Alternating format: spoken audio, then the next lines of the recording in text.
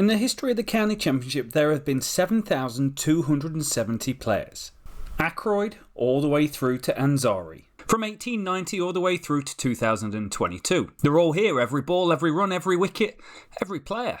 When I asked on Twitter, we got a range of answers to who's the greatest county championship batter of all time. W.G. Grace, Hobbs, Law, Hick, Gooch, Tresco, Darren Stevens. And today we're going to deep dive and work out who is the greatest championship batter of all time. And in the words of Highlander, there can only be one.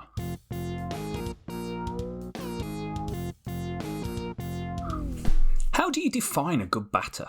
Do you look at the legendary status such as a W.G. Grace? One of, if not the most iconic names and icons in cricket history. His technical innovations and enormous influence left a lasting legacy. His first-class record spanning a record 44 seasons from 1865 through to 1908. Unfortunately, this is county championship greats, and despite an impressive 8,669 runs, it only came in an average of 36 with 15 centuries. He did, however, average 12 more than top 6 batters in the matches he played in, but more on that level of detail later. An easy way to look at it would be to say who scored the most runs. It's a simple metric and an effective one. Exclaimer, this is the county championship. Greatest batter of all time, not first class. This doesn't include friendlies, uni matches, test cricket and all those other things bundled together. Charles Philip Meade has scored the most county championship runs with 46,268. An impressive number, an incredible feat of consistency and high performance. He was a technically sound batsman who played with a straight bat and had an excellent timing and placement. A career spanning from 1906 to 1936 means he's got the longevity to pull off a record like this. 6 of his 27 seasons had 8 or more centuries, which ranks best alongside Wally Hammond and Jack Hobbs. And 3 of the 27 seasons he played in had over 10 centuries, which ranks second all time behind the great Wally Hammond. He is one of only 6 players ever in the history of the county championship to score 100 championship hundreds. But in a world where T20 is becoming king, we may never see this sort of reproduction again. On top of the 100 records, he has the most 2,000 plus run seasons in championship history, 9 from his 27 seasons, which is over double Hendren, and 3 times the incredible mark of Mark Ramprakash in 10th place. But he only ranks 6th in season averages over 50 despite the length of his career, way behind Sir Geoffrey Boycott, who would still be batting today if he could, and whose grandmother apparently was pretty good at cricket. And 2 above the very much underrated and never quite did it at the international stage, Creepy Crawley. Do all these things mean that he's the best? It might mean that he played longer than everyone else, which is true. He's only one of 4 players to rack up over 1,000 championship innings, which means he should have more runs, more hundreds than other players. I think we need to look at things differently, because anyone in the top 10, 20, 50, most runs of all time, given the longevity, could make a plausible case for being the greatest of all time. We need to go back to everyone's favourite statistic.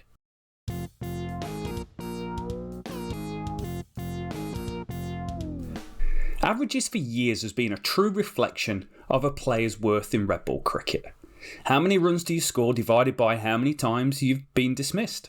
It's solid, it's golden, it rings true, and it also means that Rashim Ravindra is the greatest championship player of all time. Now that doesn't quite seem right, so where do you draw the line? Where do you create criteria to showcase the best batter of all time?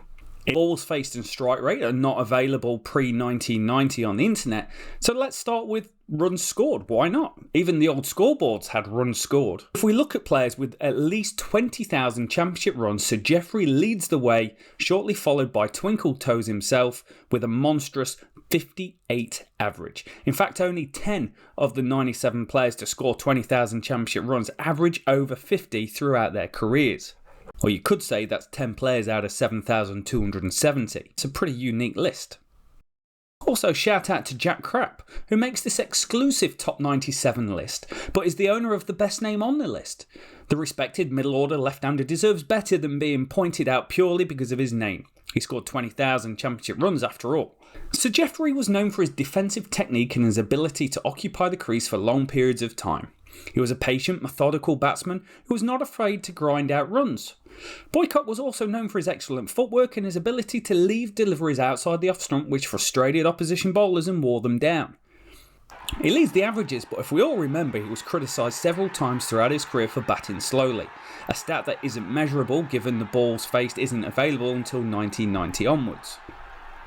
His 233 50-plus scores ranks 7th all time, his 94 tons ranks 9th, and his 6 double tons ranks 28th, equal with Mike Gatting, who never reached his potential in Test cricket.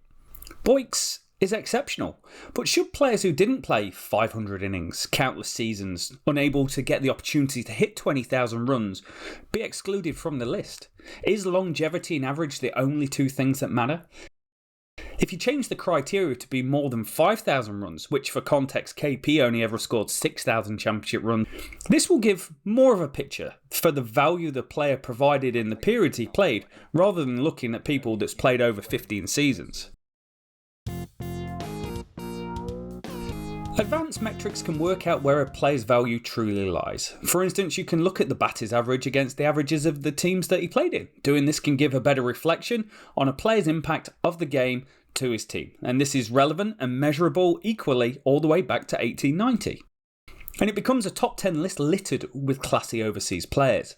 Mike Hussey, Darren Lehmann, Michael Bevan, Javed Miandad, Stuart Law and David Hussey all make the list as having the highest average above the teammates in the games they played in. And 4 players, including the immensely consistent Wally Hammond, averaged more than 30 than the teammates. But is looking at your teammates enough? What about the game? Well, we can look at the top 6 averages for the matches that they played in, for both teams, home and away, and this helps establish the true value of a player's runs during a match. You'll see Hussey at the top, but the top 10 changes and gives better weight to overall match rather than someone playing in a poor team.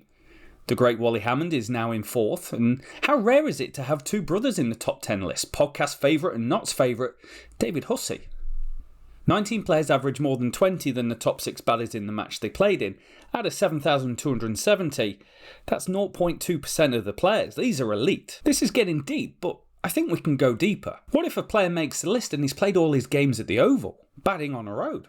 Well, that's where season ground average comes in. Instead of being a match average against the top 6 players, it takes the top 6 averages from the grounds that you played at during the season. 2 Husseys take the place again. Nwanaja continues his fine form of not being mentioned despite being top 5 in many lists. Often known as Ranji, he was the ruler of the Indian state of Nwanaja from 1907 to 1933 as the Maharaj. He averaged 44.95 in Test cricket but excelled in the championship plundering bowlers. He was a stylish and innovative batsman who revolutionised the art of batting with unorthodox techniques and shot-making ability. But more on him in another video, he's quite the character. Mark Rampikash is in 11th. KP makes the list with an incredible strike rate of 80, but it's Hussey and Lehmann that are the 2 players to average 30 more above the ground averages for the grounds they played on during the seasons they played.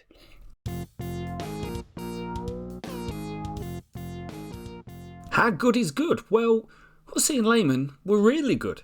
Mike Hussey batted 103 times in county cricket across 5 seasons from 2021 to 2005, scoring 6,647 runs. Strike rate of 55, he was dismissed every 132 balls and averaged 73.86. Those stats obviously are outstanding, but how outstanding are they? Out of every player that's made it to 103 innings in the county championships, Hussey's average at that point is the very best. In fact, only 7 players have averaged over 60 at that stage of their career, and Hussey is the only one over 70. His 6,647 runs also ranks first, and he's one of only 3 people to have made over 6,000 runs from his first 103 innings. Mike Hussey's run in the county championship is quite legendary, and since 2000, when balls and strike rates are available, for players with over 5,000 runs, he's got the highest balls per dismissal. He also ranks second in hundreds per dismissal, with 21.11% of his dismissals being for over 100, just behind David Hussey. On top of that, remember, he's first in the average above team average, first in the average above match top 6 average, and first above the season top 6 average. From when he scored 329 against Essex in July 2021, his average never again dropped below 69 for the next 84 innings, and peaked at 82 3 times. No player in the history of the competition has had more dominance through his first 100 innings. Lehmann was almost equally as exceptional, and you could make a case that given his strike rate of 72 from 2000 onwards, he's right up there. He does rank second in average above his teammates, after all, just 1 run behind Hussey. Second in his average above the top 6 match averages for the games he played in, again just 1 run behind Hussey, and third in average above season top 6 average. But he did score a higher percentage of his team's runs, 23%, compared to Hussey's 22.96. You've got to say both are quite incredible records, and records other than Ollie Pope's dominance at the moment may never be matched again. So who is the greatest of all time? If you look at the 5,000 plus run range, it's obviously Hussey and Lehmann, way above anything else. And if you go for longevity, you've got to go for a Boycott or a Rampacash. Both incredibly consistent and showed outstanding longevity to average 58 over 20,000 runs. Who do you hold in high regard, performance or longevity? And who do you put down as the greatest of all time? For me, I've given you 4. But if you was to boil it down to 1, Mike Hussey's 5-year run will never be repeated again.